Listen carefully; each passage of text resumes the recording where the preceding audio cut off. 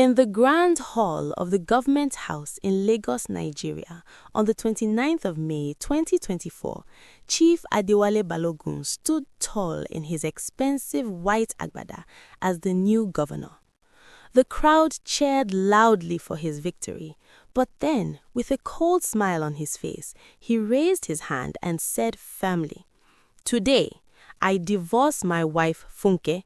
She is too old for a big man like me now. These 3 children of hers are bastards." Funke's heart shattered into 1,000 pieces. Tears poured down her face like rain as she held her 2 boys and little girl close. The children looked shocked and hurt. Right then, Chief Adewale pulled a beautiful 35-year-old lady named Aisha close to him and announced, "This is my new wife." The whole room gasped in horror. Little did anyone know, this cruel betrayal would soon bring a storm that would destroy everything he had built.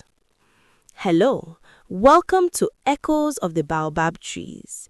Before we start, take a second to like this video and subscribe for more powerful stories like this. And in the comments, tell us where you're watching from. We love seeing how far our stories reach around the world. Let's continue the story. But to understand how this shocking day happened, we must go back many years to the hot month of June 2010 in the busy streets of Lagos. Funke was only 25 years old and suffering greatly. She had no job and no money after finishing her secondary school. Life was hard in their small room in Ageje. One day, with her voice trembling with fear and hope, she met Adewale Balogun. He was 45 then, a simple civil servant with a steady job. "Please, sir," Funke begged, her hands shaking, "lend me some money for a computer training course. It will help me secure a good job and pay you back." Adewale looked at her sad eyes and agreed. He gave her the loan from his savings. Funke felt a small light of hope in her heavy heart. 2 months later, Funke finished the training and got her first office job in a small company in Ikeja.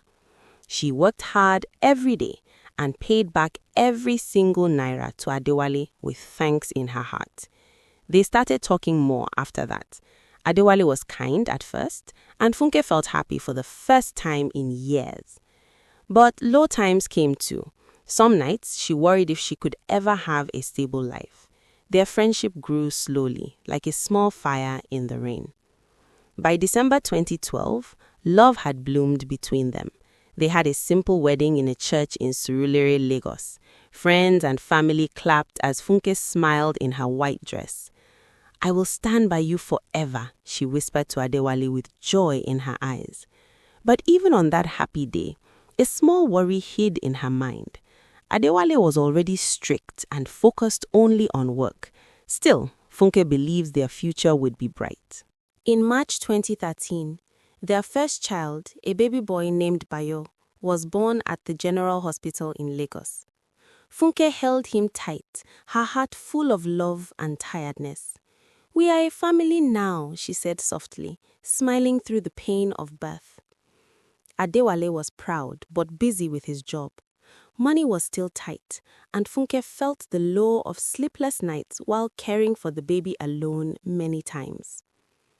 2 years passed, and in 2015, their second son, Dapo, arrived. The family of 4 lived in a small flat in Mushi. High moments came when the boys played and laughed together, but lows followed too. Funke worked her office job while raising the children, feeling worn out. Adewale worked late, and sometimes arguments filled their home.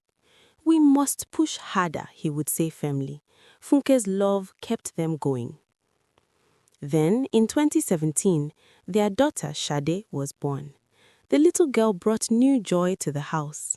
Funke's heart swelled with happiness as she watched her 3 children play. "God has blessed us," she told herself with tears of gladness. But life stayed hard. Adewale was still climbing in his job, and the family faced many struggles with bills and small space. Funke suffered quietly, always supporting him. A big change came in early 2018. Adewale got promoted at his office to handle important government projects. Suddenly, he started winning big contracts for roads and buildings. Money began to flow in like a river. They moved to a bigger house in Lekki. Funke felt excitement in her chest as they bought new furniture and clothes for the children. "We are rising!" Adewale shouted with pride one evening. This was a high peak for the family after so many lows. By 2021, Chief Adewale had become a true billionaire. He owned many businesses in construction and oil services across Lagos and beyond. Fancy cars filled their compound, and the children went to the best schools. Funke helped him at home, cooking and supporting every step. She was now 36 and still loyal. But a small shadow grew in her heart when she saw him spending more time away. Is our love enough? She wondered in quiet moments. The highs of wealth felt good, yet suspense built as Adewale dreamed bigger. In 2023, Chief Adewale decided to contest for governor of Lagos State. "This is my time," he told Funke with fire in his eyes. She was now 38 and he was almost 58, but she campaigned with all her strength. They traveled to rallies in Ikeja, Victoria Island, and even Egbe. Funke smiled for the cameras, shaking hands and shouting his name even when her feet hurt and her voice grew tired. The children helped too, holding posters. It was a high of hope and hard work. On election night in early 2024, he won. Cheers filled the air. But as the victory party ended, a dark plan formed in Adewale's mind. With anger boiling in his veins, he turned to Funke and said coldly, "Things will change now." This major turning point would lead to the greatest betrayal, and the family had no idea the storm was about to break wide open. The morning after the shocking swearing-in on the 29th of May 2024, chaos exploded in the new governor's mansion in Ikoyi, Lagos. Funke stood frozen in the living room, her eyes red from crying all night. Her heart pounded with pain as Chief Adewale Balogun shouted at her, "Pack your things and live with those bastard children. Aisha is my wife now. You are too old at 40. Little Sade, only 7 years old, hid behind her mother, trembling. Bayo and Dakbo, the two boys aged 11 and 9, clenched their fists in anger. What happened next would shake the entire state and bring the mighty governor crashing down. Little did Chief Adewale know, this betrayal was about to ignite a fire he could never control. The nightmare had begun right after the victory. On the 30th of May 2024, just one day after the grand ceremony where Aisha smiled beside him in a sparkling dress, Funke gathered her courage. Her voice trembled with deep hurt as she confronted him in his private office. "Adewale, after all I suffered for you, I borrowed money for you when you had nothing. I gave birth to our 3 beautiful children. I campaigned with you until my legs could not carry me." Adewale laughed coldly, his eyes hard like stone. "Those days are gone. A big man like me needs a fresh, beautiful wife. Aisha is 35 and catches every eye." Funke's chest tightened with sorrow, but she refused to break in front of the children. In the following weeks of June 2024, low and painful days followed. Funke and the children moved to a small rented flat in Surulere that her sister helped them find. The boys stayed quiet, their young faces filled with confusion and sadness. Sade cried every night, asking, "Mommy, why did Daddy call us bastards?" Funke hugged them tightly, her own tears falling silently. She felt the heavy load of starting life again with almost nothing. Yet deep inside, a quiet strength grew. "We will not stay silent," she whispered to herself one evening while the children slept. By July 2024, the high of revenge began to build. Funke met with a brave female journalist from a popular Lagos newspaper. With her voice shaking but determined, she told the full story. "He was poor when I met him. I supported him through everything. Now he throws me away like rubbish." The journalist's eyes widened in shock. Soon, the story spread like wildfire on social media and in newspapers across Nigeria. People in markets in Lagos, from Ageje to Lekki, began talking. Did you hear what the new governor did to his wife? Suspense filled the air as more details leaked out. In August 2024, Chief Adewale felt the first real trouble. During a big town hall meeting in Epe, some women stood up and shouted against him. How can you divorce your loyal wife and call your children bastards? He tried to shout them down, anger boiling in his veins, but the crowd murmured loudly. At home, Aisha started showing her true colors. She spent money wildly on clothes and parties, ignoring the growing scandal. Adewale's nights became restless. Little did he know, worse was coming. September 2024 brought a major extreme turning point. Funke, with help from a good human rights lawyer in Lagos, took Chief Adewale to court. The case was big news on television and radio. In the crowded courtroom at the High Court in Ikeja, Funke stood tall despite her pain. She explained how she had risked everything for him, borrowing money, bearing children, and campaigning hard even when tired. The judge listened carefully. Emotions ran high as Bayo bravely spoke. Our father worked hard, but mommy suffered with him. The whole court felt the tension. Chief Adewale sat there, looking uncomfortable for the first time. After many hearings, in October 2024, the court delivered its judgment. Chief Adewale Balogun must pay the sum of 50 million naira to his former wife Funke for all the years she supported him and for the emotional pain caused. The news exploded across Nigeria. Headlines screamed, "Governor loses dignity in court." Adewale's face turned pale with shock and rage when he heard it. His political enemies started smiling. Aisha looked worried for the first time. Funke felt a mix of relief and fresh tears. This was a huge high for justice, but the battle was not over. In November and December 2024, lower and tense days followed. Chief Adewale tried to fight the court ruling. He appealed and used his power to delay payments, but his reputation was already damaged. Many business partners pulled out of contracts. Money problems started creeping in. At the mansion, Aisha argued with him loudly one night.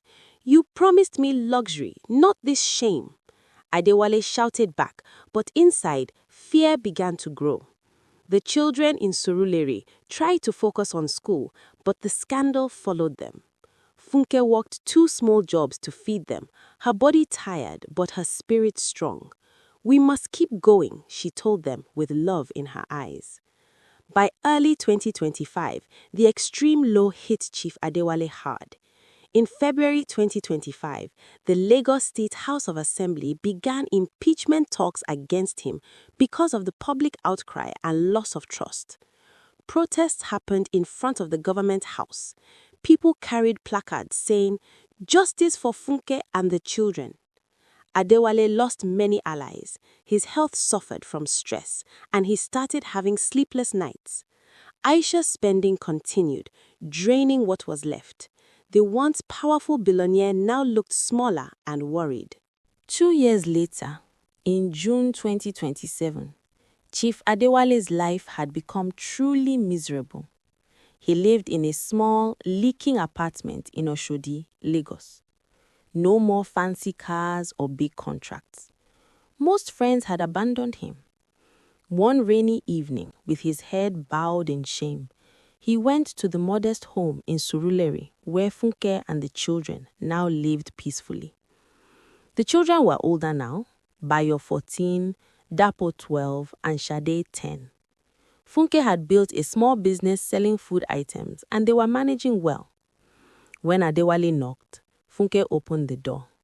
Her heart felt many emotions: anger, pity, and old love. "Please," he begged, with tears in his eyes, "forgive me. I have suffered enough. Life without you is empty." The children stood watching, their faces showing mixed feelings. Many contentions and arguments followed over the next weeks. The boys shouted at first, remembering the pain. Shade cried and asked difficult questions. Funke listened quietly, her heart heavy. "You called us bastards and threw us away like garbage," she said one night, her voice filled with old hurt. Adewale knelt down, crying like a child. "I was foolish and greedy. The power made me blind." Slowly, after many talks and prayers, the family began to soften. In August 2027, they accepted him back into the home, not as the rich governor, but as a humbled man. Adewale vowed with a sincere voice, "I will never let this happen again. I have learnt my lesson the hard way." One quiet evening in September 2027, as the family sat together eating dinner, little Shade looked at her father with curious eyes. "Daddy, what happened to Auntie Aisha?" The room became silent. Chief Adewale sighed deeply, shame covering his face. "After I lost the position, Aisha packed all the remaining money and jewelry one night while I was sleeping. She fled with everything, and I never heard from her again." Funke shook her head slowly. The children looked shocked, but wiser now. The once mighty man had lost it all because of pride and betrayal. And so, in the end, true peace returned to the family in their simple home in Surulere. Chief Adewale worked hard in a small business with Funke, learning humility every day. The children grew stronger, understanding that real wealth is love and loyalty, not money or power. Funke's suffering had not been in vain. She stood tall as the woman who fought for justice and won back her family. From the grand halls of power to a humble home, this African tale reminds us all: betrayal may rise high, but truth and love will always bring it down in the most surprising ways. What a lesson for every listener. Thank you for watching. Don't forget to like this video, subscribe to the channel, and turn on the notification bell so you never miss the next powerful story. Trust me, the next story is even more shocking. See you in the next